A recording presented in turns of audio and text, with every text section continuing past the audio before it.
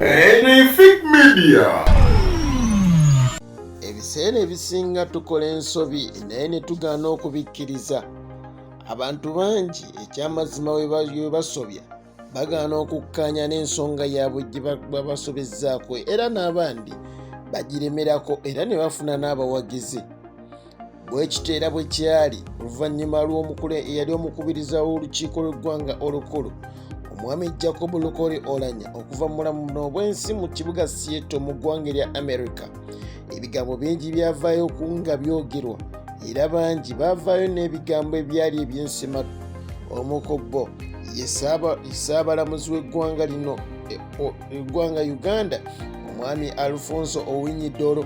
Ono nno yavaayo n'abeera nga ayogera nti ekyamazima Ssaabasajja Kabaka Cuucu Magulu Nnyondo yakozesa private jet okwolekera eggwanga ly'Obugirimaani okulaba ng'anoonya obujjanjabi obusingako. Alfonso Owinyi Dollo ekyamazima nze abamu nabagamba nti yayogeza nnaku olw'ennaku gye yalimu era kino yakisinziira ng'agamba ku bantu abali mu kibuga Seattle abaavaayo okubeera nga beekalakasa olw'omukubiriza w'olukiiko lw'eggwanga olukulu Jacob Lukoli Oulanyah okujjanjabibwa ne ssente empitirivu akawumbi kamu ne miliyoni 7. Amannya muzikwali Hajji Abdul Munyami Shafik Lwanga Benefit Media nkuleetedde leero omukulu Alfonso Owinyi Dollo ng'agenda ng'akiika embuga okulaba nga yeetonda era bino byalabiddwako olunaku lw'eggulo. Alfonso Owinyi Dollo ayolekedde ewa katikiro omukulu Charles Peter Mayiga okugenda okulaba ng'ate boogeramu kisajja kikulu. Alfonso Owinyi Dollo yawerekeddwako Olara Otono n'abakulembeze abalala okuva mu Acholi region okulaba nga basinkana Mengo. Baminisita b'e Mengo ab'enjawulo baabaddewo gattako ne bannaddiini bano nno abeegattira mu kibiina ekimanyiddwa nga Inter-Religious Council. Bano bwe baatuuse bayaniriziddwa Katikkiro Charles Peter Mayiga kuba yabadde abasuubira era baasoose kugenda mu ofiisi ya Katikkiro Charles Peter Mayiga ne basobola okuwayaamu kisajja kikulu. Muno nno temwakkiriziddwamu bannamawulire era ensonga ze baayogeddeko zaabadde zaabe bombiriri.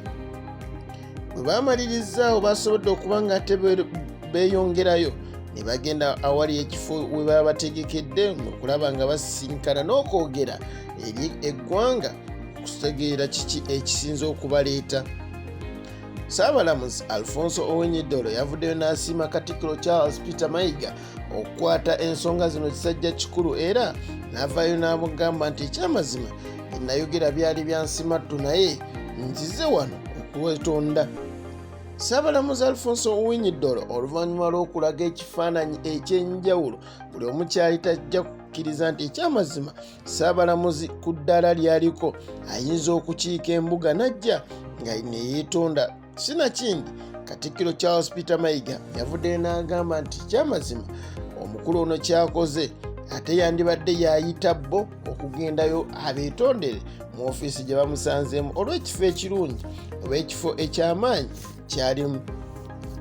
Katikkiro yavuddeyo n'asaba bannayuganda ddala Abaganda ekyamazima bakkakkanye obusungu era ebigenda mu maaso byonna ne bawulidde emabega mwana tuba byesonyiwe ati tukole ebigenda mu maaso.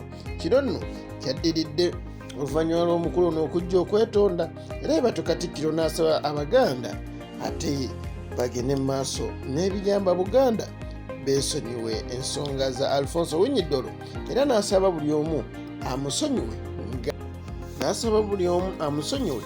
nga Mengo bwe musonyiye. Omukama akunkomere muzikwala Hajji Abdul Munyami Shafik Lwanga agondegonde omuteregga.